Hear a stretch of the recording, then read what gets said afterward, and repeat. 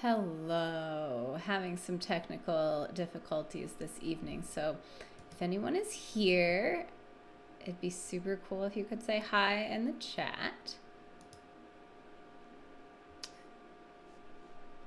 For some reason, the first time I went live, something just seemed to not be loading, and so I had to stop it and start it over again.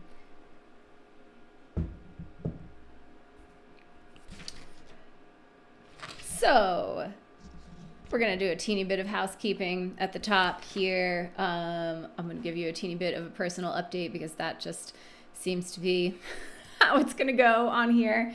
Then we'll talk about the current astrology. And then we'll talk just a little bit about Pete Hegseth and Hillary Clinton and their interesting shared moon.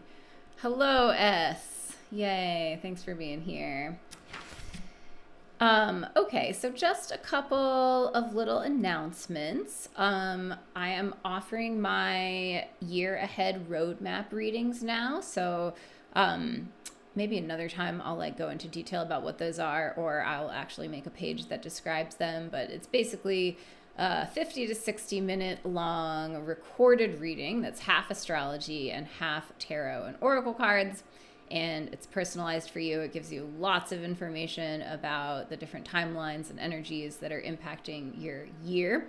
And they're my most popular offering, and they're fun to do. And if you want one, there is a link in the description box where you can purchase one, but also they'll be available through January, and I will get a website up soon that describes them a little bit better. Hello, Audra. Welcome. Yeah, so those are now open. I do also want to encourage people to get on my email list. There's a link to that in the description box. It actually says ebook, but that'll also put you on my email list. And I just am pretty sure, 95% sure that Instagram actually literally deletes my followers, and I'm not, don't trust YouTube very much either. So I would just love to keep establishing connections with people who like this work outside of social media platforms. One other announcement in the solstice. So the winter solstice is 2 weeks from now on Sunday, the 21st. And I'm going to do a New Year divination workshop that day for channel members. So I'll probably do maybe some kind of little public live stream too.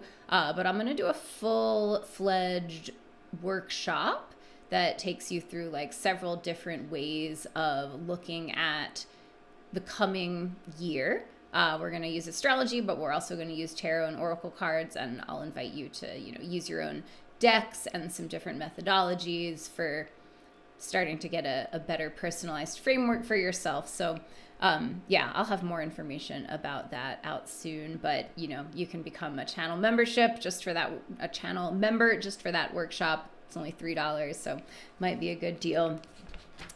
And then, yeah, just a quick personal update, because I've been doing that, especially the past several times I've gone live, because I have been dealing with Saturn in a conjunction to my natal sun stationing direct. So it stationed direct about a week and a half ago. I think that was on Thursday, the 27th.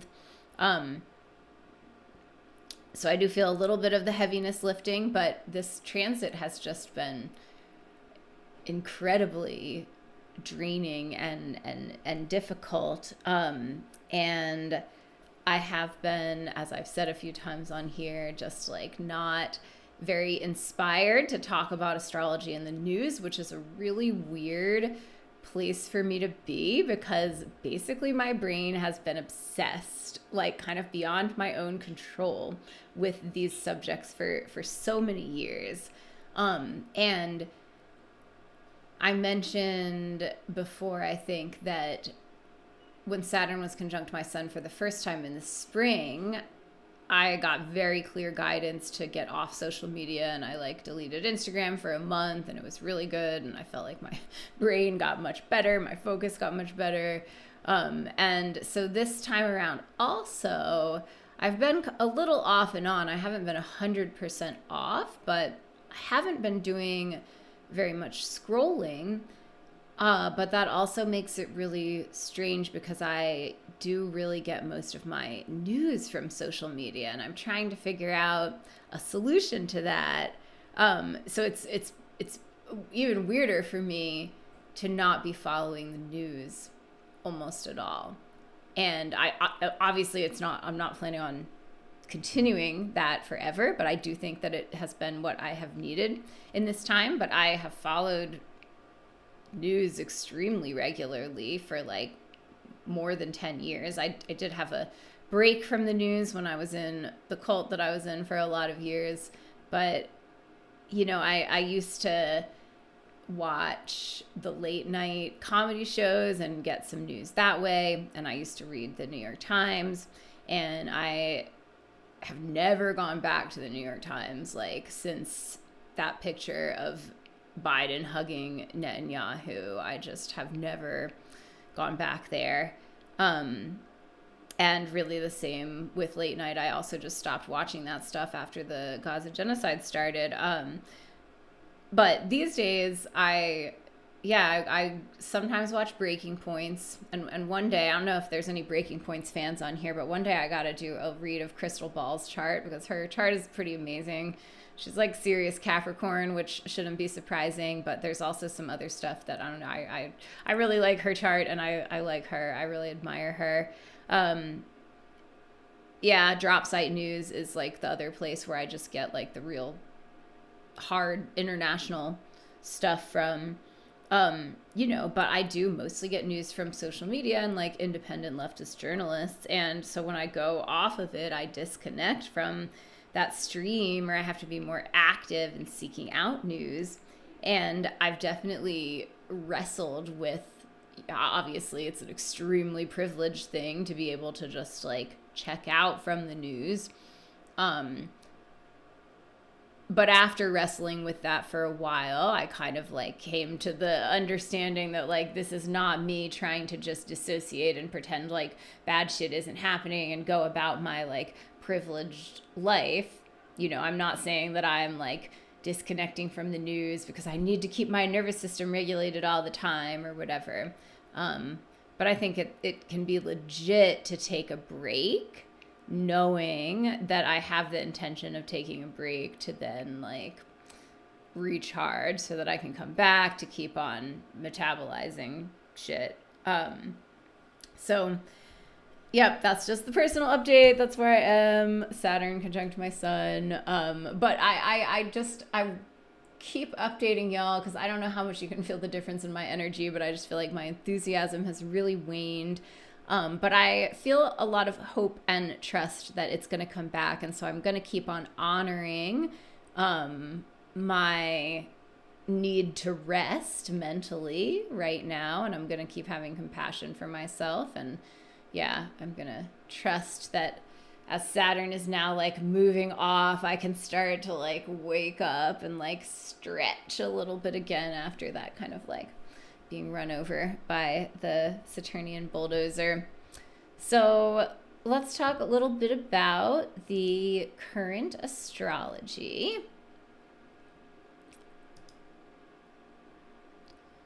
So we have our water trine still going on.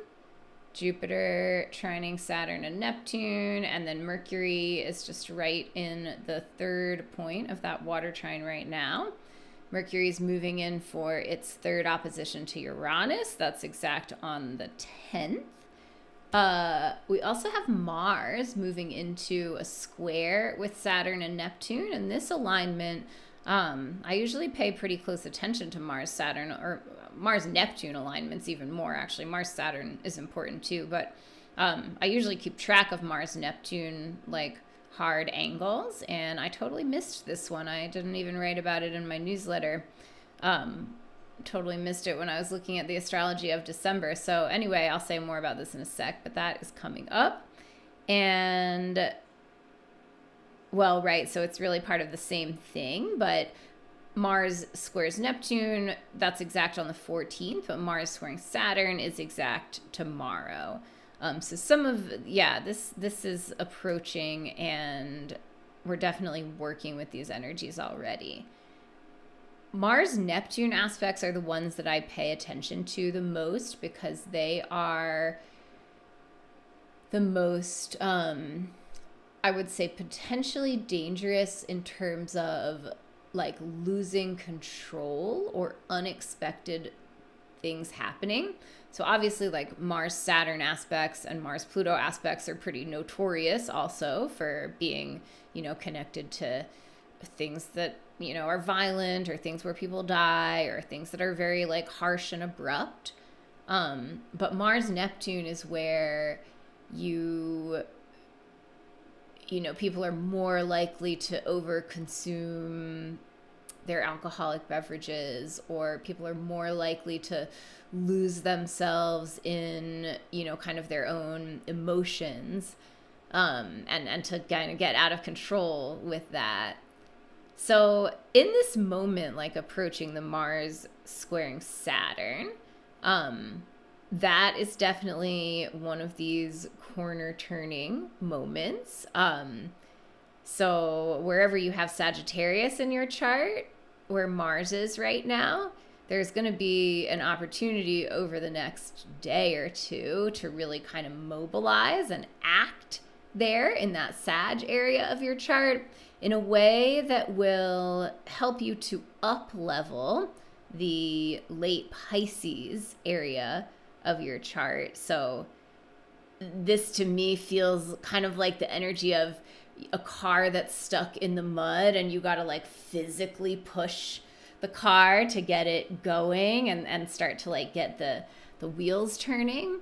So Mars and Sag is where there's somewhere where you maybe need to take some direct action. You need to kind of physically push the car and put your own action in, and then that will impact something over here wherever you have Pisces, and whatever long-term study you're working on with Saturn and Pisces, whatever you're trying to, however you're trying to get your shit together, taking that action with Mars will help you to up level the way that you're using Saturn here. And then, just be careful over the next several days as Mars also moves through that square to Neptune.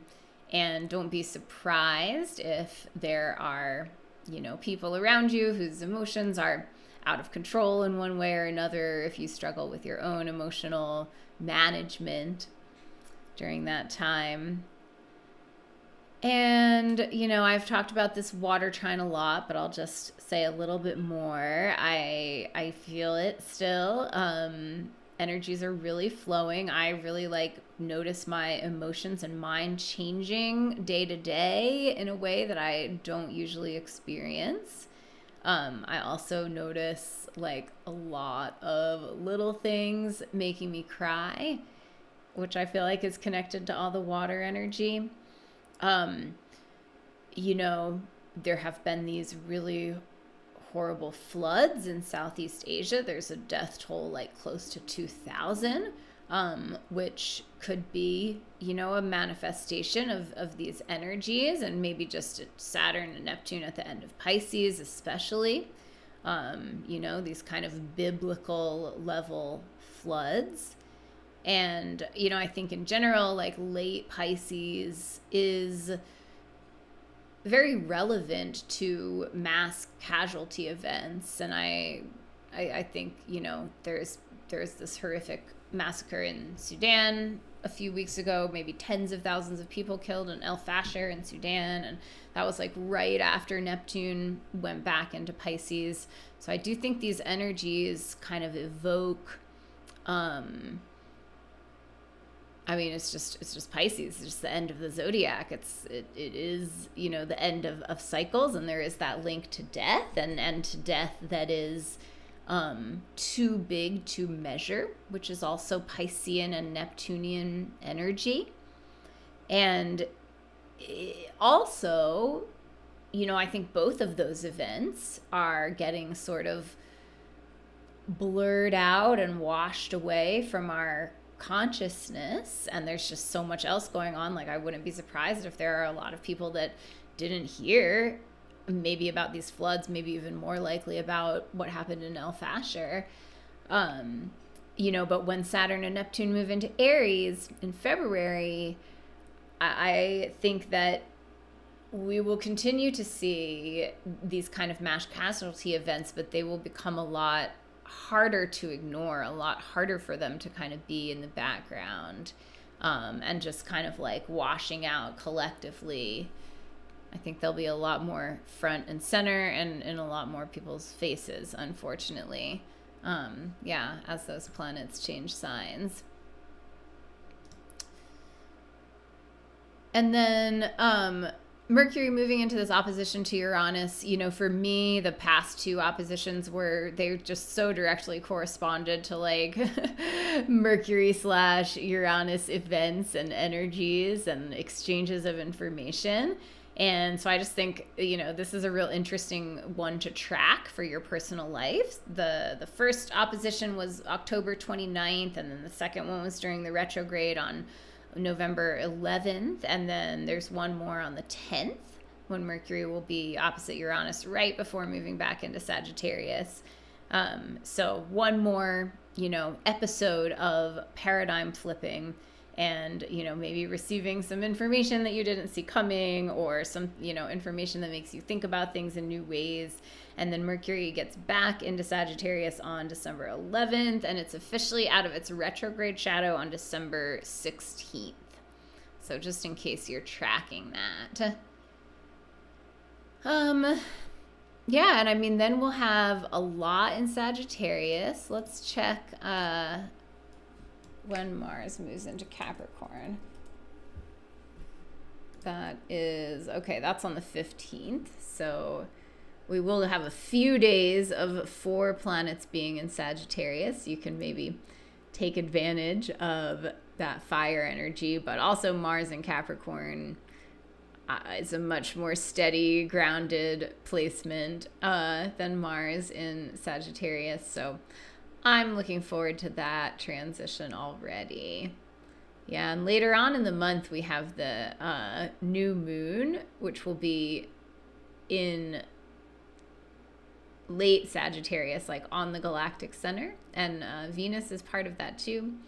So that will be a pretty big, potent, fiery new moon. I think there's something special about it, but now I'm forgetting. Let's check it out real quick. Oh yeah, it's conjunct Venus and Juno, and it's squaring Saturn and Neptune. Yeah, so there's a lot there. A lot of fiery energy, and then a lot of relationship themes at this new moon with Juno and Venus involved. All right. Thoughts, questions? Audra said the water trines give her emotional distress. Yes, I feel that. But it's kind of refreshing, like the feeling of things flowing. Okay, so as they have been recently, this discussion of these politicians' charts is going to be a little surface level because I haven't done deep research, and I have talked about Hegseth's chart. I forget if I've talked about Hillary Clinton's chart before, but I was just, they both said moronic things this past week that I came across, basically when I was like trying to figure out what I should talk about tonight. And then I noticed that they both have the same moon, and so I just thought I would talk about both of them and play a little clip of Hegseth. And we'll just talk about, I've already been talking about the shadows of late Pisces here actually, but we'll just talk about that a little bit more. So, Hegseth, Sag rising, Gemini Venus, Gemini Sun in the 7th house, Pisces Moon at the bottom of the chart, Mercury in Cancer, Leo, Virgo in the 9th house, Libra midheaven, So some basic things that are pretty well known about Hegseth are that he is a womanizer and adulterer. And so these Gemini planets definitely speak to that. Venus retrograde at 29 Gemini in the 7th. It's pretty intense. Pretty hard to manage, even for somebody who has integrity. He has this interesting Cancer Gemini combination that Trump also has, Elon Musk also has, other people also have, who are these kind of charismatic figures that are losers and idiots, but for some reason people are drawn to them. People who have their own issues. I've talked a bunch about how, he doesn't have a lot of Cancer, but the shadow Cancer attracts people that have abandonment issues and issues with their own parents, and in one way or another, people that are looking to be taken care of. And the shadow Cancer pulls those broken, wounded people in with their disorganized attachment, and kind of makes them think that they're going to be their savior. And that's the story with Donald Trump and his whole cult following, and it's the same with Elon. And so Hegseth, maybe has some of that as well, but I just think, I don't know for sure. I haven't looked into it enough, but it's interesting that he has that same Gemini Cancer combination, because I think the Cancer is what makes people feel like you could protect them or you could keep them safe or you really care about them. And then the Gemini is the energy that can wiggle out of any tough spot and tell any lie or flip any story or omit any information or whatever needs to be done to charm the person who they're trying to pull under their wing. So anyway, there's all that. There is Sagittarius rising, which corresponds to his evangelism, his fundamentalism, his zealotry, and these 9th house placements.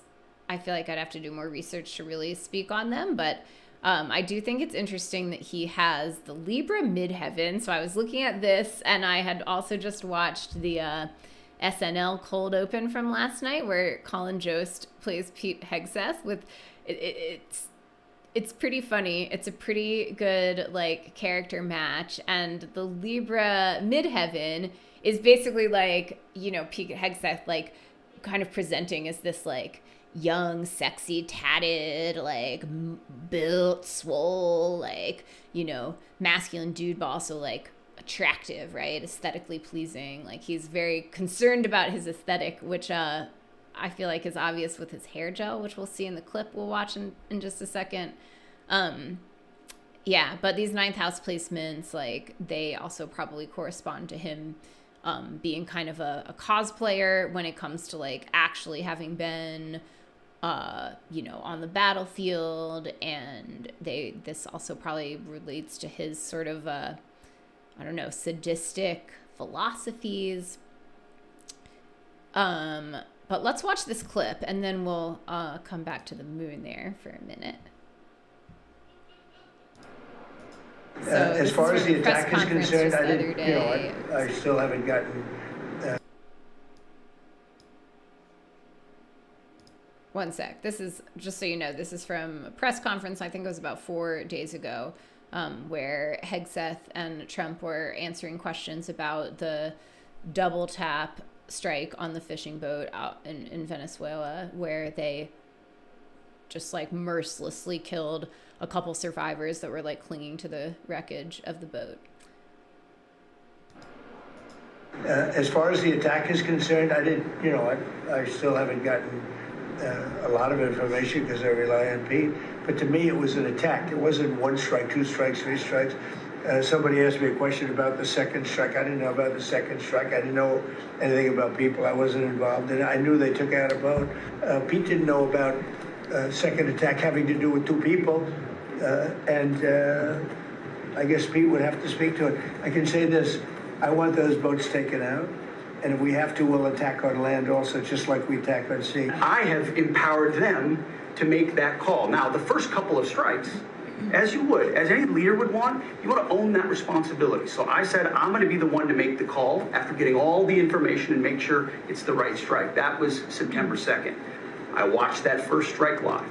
As you can imagine, at the Department of War, we got a lot of things to do.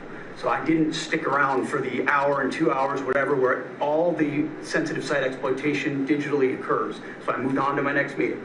A couple of hours later, I learned that that commander had which he had the complete authority to do, and by the way, Admiral Bradley made the correct decision to ultimately sink the boat and eliminate the threat.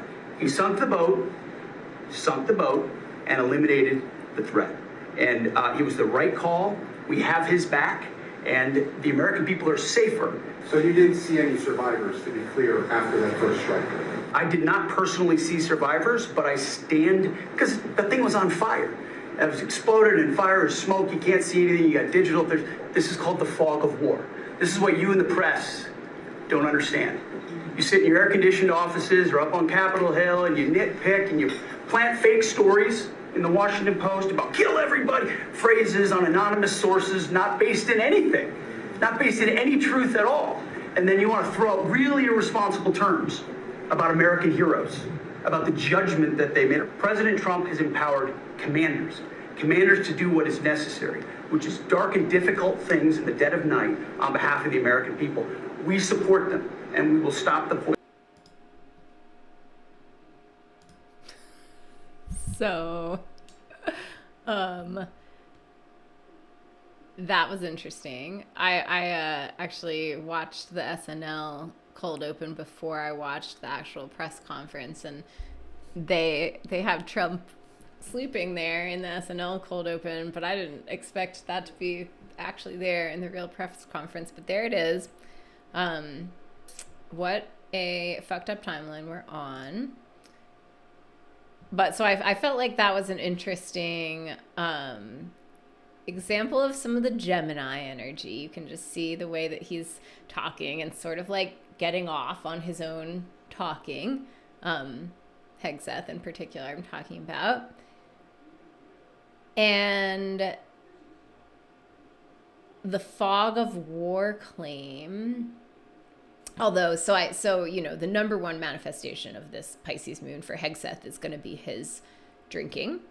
And he's also got the planet Pholus, or the centaur Pholus right here, close to the Pisces moon, that also, you know, alcohol is actually a part of Pholus's mythology. And it doesn't always correspond to that in real life, but it is kind of a genie out of the bottle energy. So it relates to losing control, not that dissimilar from Mars squaring Neptune. And so having those two right there close together, like, definitely speaks to his drinking issues. And I'm sure he in general is not somebody who is emotionally in control. But also, the late Pisces moon, and then this comment about the fog of war, right? Which I had seen pop up a few other places. I think I also had seen like the Onion satirizing it and like hadn't realized that he had actually said that. But, you know, that's kind of this concept that like, in the fog of war, people can't be expected to like make moral decisions, or like, you know, they can't be held accountable for their actions in the fog of war. And so just kind of going back to this, like, late Pisces being associated with mass casualty events, and late Pisces being associated with just like not being able to see clearly and not having like good judgment. And also like dissociating and like not caring about cruelty. So when we go over to and okay, so I'll say a tiny bit more, because like, you know, you meet your average person with the late Pisces moon, this is going to be a really deeply feeling person. Often that's, you know, a piece of why people with this kind of placement do, you know, get addicted or you know, develop escapist habits, because they feel too much. They feel so deeply. They don't know what to do with all of it. But, you know, your average person with this kind of moon is going to be somebody who's very empathic and very, you know, cares a lot, feels things for the whole world, cares a lot about all beings. But there is always the shadow side that just completely avoids feeling anything and then just kind of lets this energy, take it for a ride. I think also, this is an energy that makes somebody susceptible to possession. And of course, drinking in general makes somebody susceptible to possession. But even if somebody's not a drinker, maybe with this placement, like I know someone who has a late Pisces moon and he's a recovering alcoholic. Like he's been in recovery for, I don't know how long, a long time, like decade or more. But he's also talked about how he had a long period of time where he like didn't care who he impacted or who he hurt. So if we pull up Hillary here, so as far as I know, Pete Hegseth and Hillary Clinton, I don't think they like have any relationship. Hi, Chloe, you have 29 Pisces moon. Hello. Oh my gosh, tell me about it. How is it? I would love to hear if you have anything to share. Okay, if we look at, so it's not super interesting to look at the two of them together. It doesn't really matter, but you can just see that their moons are in the same place. This is Hillary Clinton's chart. So Gemini rising, a ton of Scorpio in the 6th house. I haven't researched her enough to like say too much about her chart, but like, I mean, like maybe she really does like have a, supplement routine of children's blood with all this Scorpio in the 6th house. I don't know. I don't know how that's going to play out. But Hillary Clinton, I was just doing a little research into her family of origin because there's all these Leo placements at the bottom of the chart. I was kind of expecting her to come from, some power lineage, but it doesn't seem like she does. It doesn't seem like either her mother or her father, at least, were, it doesn't sound like they particularly had a lot of money or had any like powerful connections or whatever. But somewhere in her ancestry, this woman has some ancestors with a lot of ambition, I would say, who maybe like drove her towards the path that she took in life. These placements are so suspicious. Not even just about conspiracy stuff, but just about like her, involvement over the decades of her career, just like being in the political spaces that she was in, right? Like the 6th house kind of spaces, and just like things can get really, really shady with Scorpio. It's also pretty wild to have Mercury as the ruler of your chart and conjunct the South Node, Mercury retrograde. So like her karma, her past lives have a lot to do with the, taboo, psychological, macabre Scorpio themes, and also to do with communication and expression.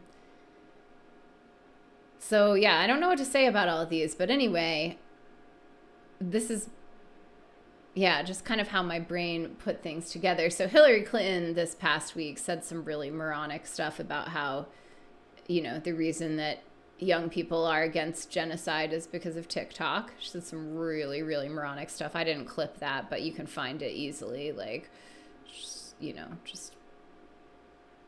so out of touch. How young Jews don't understand history, basically. So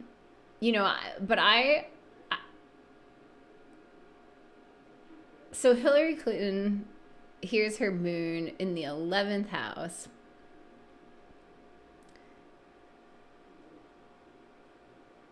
And from what I have learned about this woman, like in the past few years, like just, I feel like there's still so much I don't know that I can barely speak on it. But I was somebody who like didn't like get, also I was kind of during the Obama years when Clinton was Secretary of State, this is when I was in the cult mostly. So I was disconnected from a lot of the news then. So I just really didn't get, in general, like the war crimes of the Obama administration, and particularly Hillary Clinton, and particularly Benghazi. And, you know, like this woman like is a war criminal actually. And she, if you have heard her response when people were asking her about how Gaddafi died, which was a really horrible, horrible death that he did not deserve, that nobody deserves. And she made light of it when she was asked about it. She said something like, we came, we saw, he died, or something. And like everything to do with Benghazi was just like a fuck up anyway, that like there were a lot of layers of like cover up that were happening. But it, you know, did lead to this leader that was like the leader there in Libya for 50 years getting killed in this really horrible, torturous kind of way. You can look it up. And then the way that she responded was just like so cold and indifferent. And it makes me think of the shadows of these energies, all the Scorpio, but then also this Pisces moon that was out there in public covering that shit up. Covering, you know, death squads and torture and all kinds of awful stuff, just covering it up. And she's interesting because this is one of her only placements that's, you know, above the horizon. This is one of the only placements of Clinton's that we really see in action in her public life. And that's what she does with it. I did link in the description box one article that I found that was like questioning if she like drank too much. It was from the National Review, which is pretty like conservative, biased magazine, and it was from 2016. It wasn't like an investigative piece or anything, but I just linked to that. That was like the only thing that I found that spoke about her drinking. But again, like, I don't know, this trine to like the stuff in the 6th house, like I actually am so curious like what her daily habits are like, and if it's not alcohol, what, I don't know, you know, what is there something else that she uses to escape or to dissociate as part of her daily routine? Because when you're talking about the 6th house, you're talking about your daily routine. And also, my God, like, I know we don't want to think about it, but like, what are these women's like sexual tastes? Like, somebody with a lot of Scorpio in the 6th house is probably going to be a pretty sexual person, like probably going to be somebody who like needs to have sex regularly or masturbate regularly, or like, you know, move that energy on a daily basis or on a regular basis. And, you know, for somebody who's already just dark AF like that, yeah, very, very interesting, like what the taboo reality is there.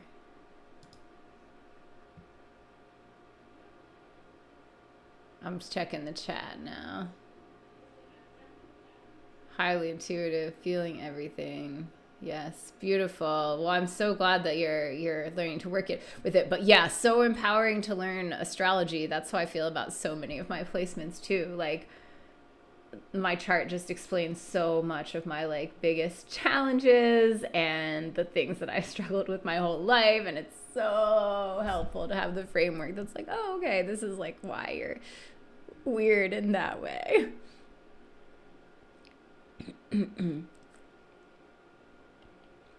Don't look it up. Wait, was I saying that I was going to look something up? I forget already now, sorry.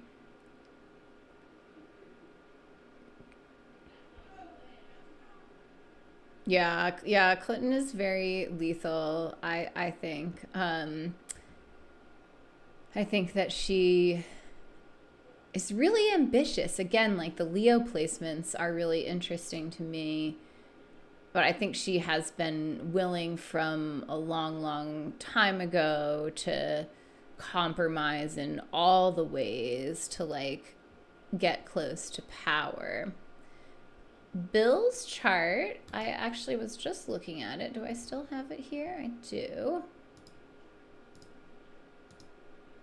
I think I've talked about this at some point too. Maybe I just like briefly talked about it because I remember noting all his Libra, just like Netanyahu's Libra. So another trend of kind of a Libra politician.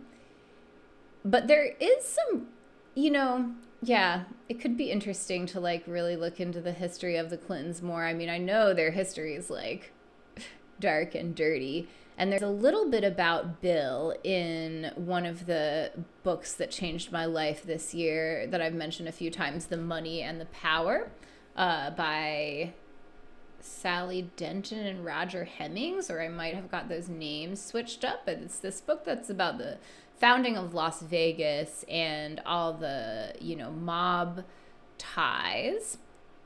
And there's this, so, like before Vegas and when Vegas was getting its start, was it Little Rock or anywhere, somewhere in Arkansas where the Clintons were, was one of the most, like, one of the biggest areas for gambling and organized crime and like drug trafficking too. I think at that time. And then so there was a lot of like the same people involved in Vegas and in Arkansas, and the Clintons had ties from very early on, like with these mob people. And there's also a whole interesting thing with the Clintons and the UAP phenomena, because as the lore goes, Clinton says that he knew that there had to be some cover up, there had to be some government thing to do with, UAP or supernatural phenomena or whatever. And he was like, they wouldn't tell me. They wouldn't tell me what it was. And I like tried to figure it out and they wouldn't tell me. And that's also interesting because there's just these weird like overlaps going back to when Las Vegas was being started and when the nuclear tests were happening out there, and the links between nukes and UAPs. And then, Clinton maybe having some clue about all of that, but also kind of being on the outside of it. And then even as president, like he knew about it like decades before, but even as president, he tried to get to the bottom of it and he couldn't. I mean, Mars conjunct Neptune on the ascendant, like what even is that? Who even is this? Oh, Gaddafi's death. Yes. Yeah, maybe don't look it up. Yeah, so Bill's sexuality, like, I feel like Bill's sexuality is probably more normal than Hillary's, to be totally honest. This Taurus moon in the 8th house, like, he just kind of wants to, like, feel good. He's maybe not so creative or, like, doesn't need, like, he's maybe not so kinky. Could be wrong, but I would guess maybe Hillary's, like, way more kinky than Bill. I mean, it's not that I really believe in the adrenochrome stuff, but I mean, seriously, all these Scorpio planets in the 6th house, like, could you imagine like a more appropriate chart for someone who was like a child blood drinker? Like, I don't know.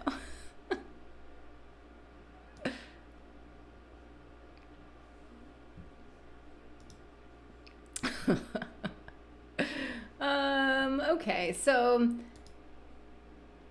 I have the transits here too. I don't know if there's really, well, I guess the thing to mention here is that for both Hegseth and Clinton, both these moons are getting transited by Saturn and Neptune right now.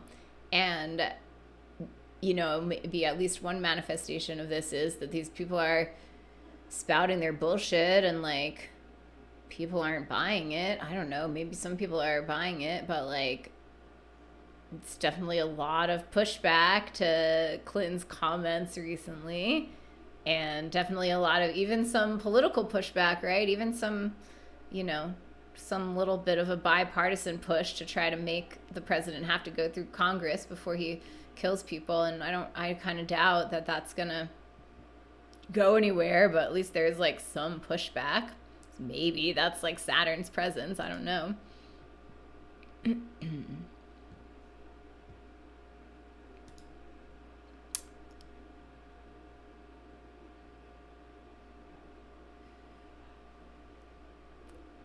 So I think we'll finish here unless anyone has any other questions, and I will pull some cards.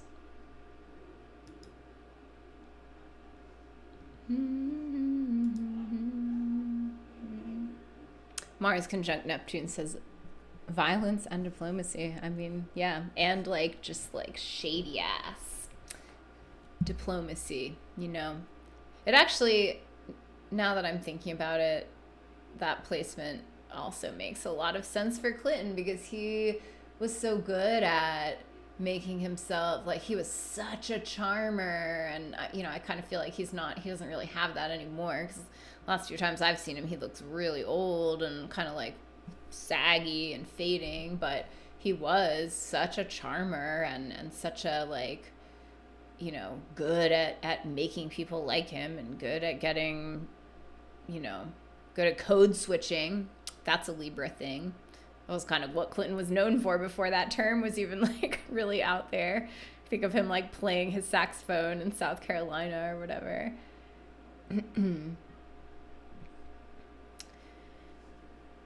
So, ooh, the Jupiter sat Chiron square, like my favorite subject. Yeah, since you asked, let's just look at that for a minute. So I do have a video on the Jupiter Chiron square that I made for the first one back in October. But really, it's all kind of the same thing between now and the end of the year. Hang on, let me pull this up.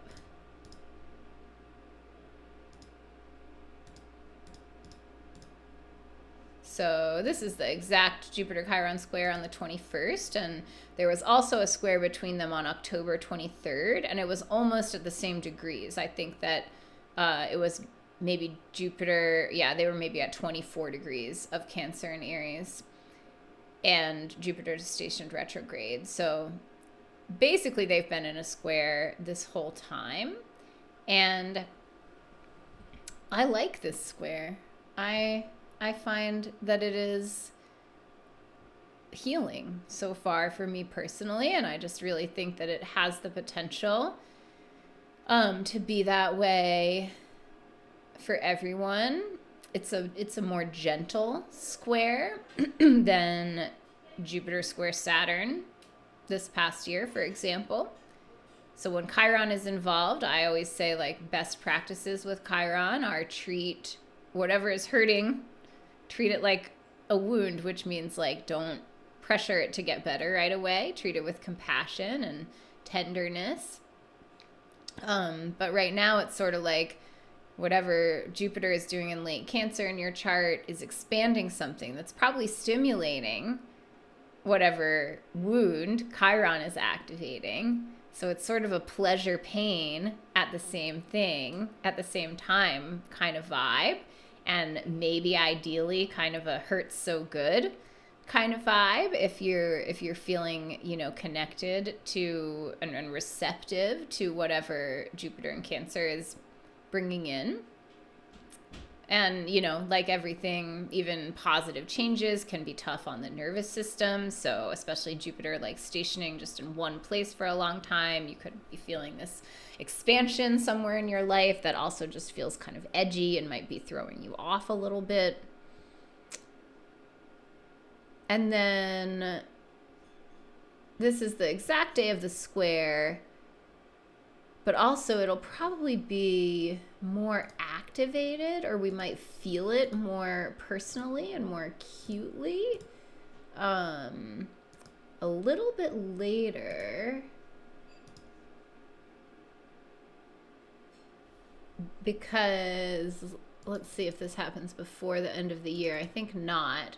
Oh, right. No, I wrote about this in my newsletter and then I forgot all about it. So there's this cool alignment that happens right at the beginning of 2026.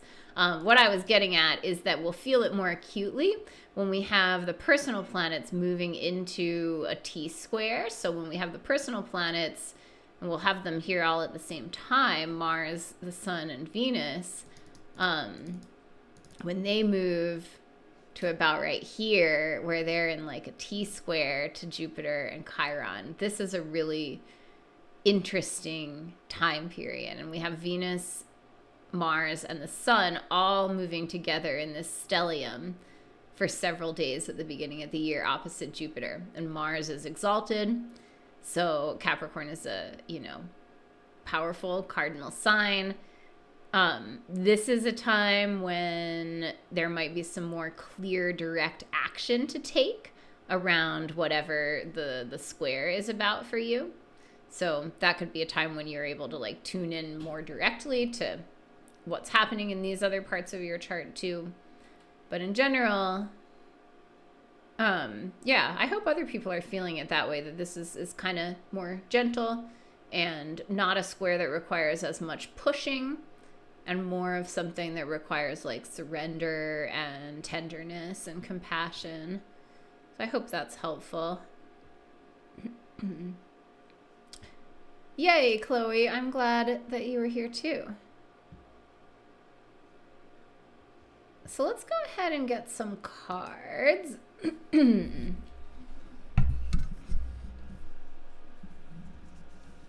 I do have the ones from last week up. I did actually take pictures of them. I just didn't post them. We had the mirror and the antimony card. We won't go into the details of them though. Let's just look towards the future. What do we need? What do we need to know for this week, Spirit?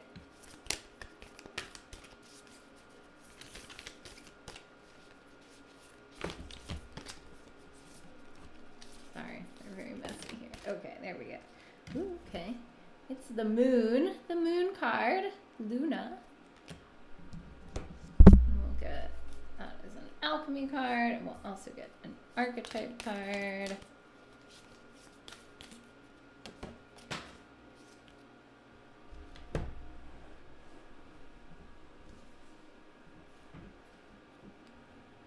Gnosis. I think this one came up kind of recently too.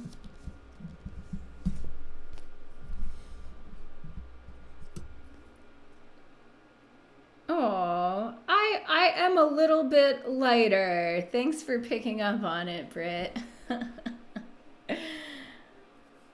Because Saturn's been direct for 10 days or 9 days or something now, 10 days. So it's like a super, super heavy boulder that's like slowly being rolled off of me. And like each day I can like lift another finger.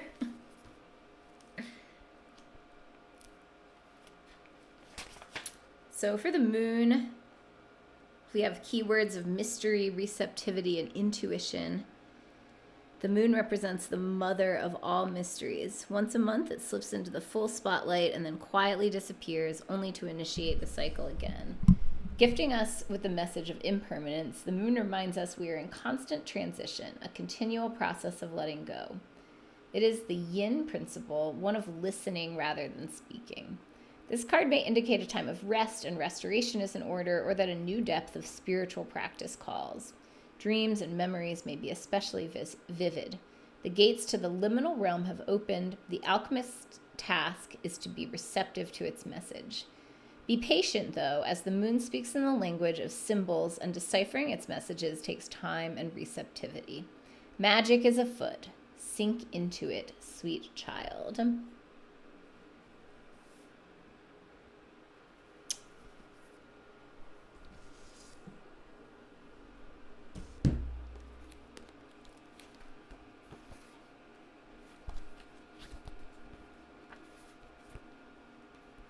Gnosis.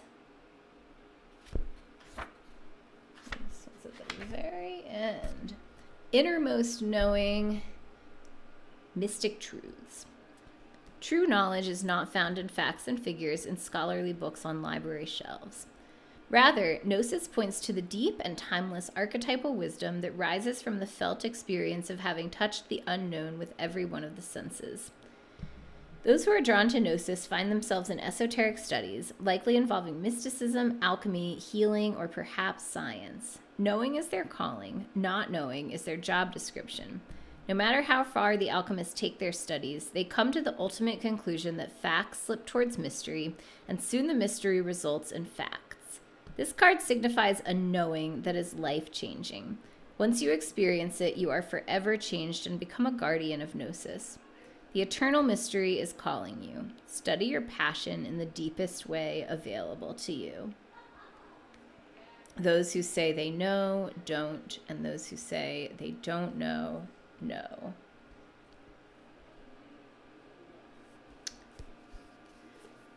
Well, is that new moon in the next? No, it's not. It's not until the 19th. So I'm not sure if this is a direct reference to anything that the moon is doing coming up. We do have the moon conjunct Jupiter right now, or it just moved through a conjunction with Jupiter. And I think both of these cards have themes of, picking up on what is not overt, picking up on what is a little bit more subtle and what is coming from the less conscious realms. Yeah, I love this pairing too. Yeah. Overall, definitely just a message to trust your intuition this week and not try to, find all the answers with your head, which I think is probably pretty good advice, like given the astrology right now. Also curious about Mercury opposing the sun in the next little while, and if that will be an experience of Gnosis for some people, of, just some new awakening or truth coming in that you weren't necessarily expecting or looking for or trying to dig out. Yeah. All right. I just don't trust myself at all to say that I'm going to take a picture of these cards and post it, but maybe I will. Maybe I won't. Thank you for putting up with my inconsistency. I'm just doing my best over here. Thoughts, questions, anything before we finish?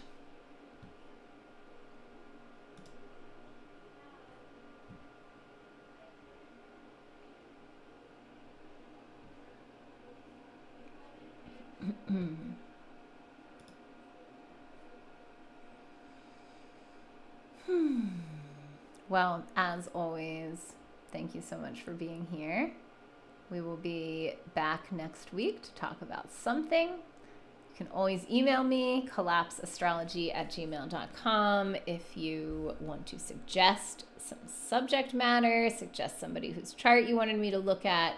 Oh, I did mean to mention, so I pulled up the New York Stock Exchange chart, and there's no time for it. So it's a little hard to work with, but I think the thing that people have been looking at mostly is that it has like a 29 degrees Uranus sun.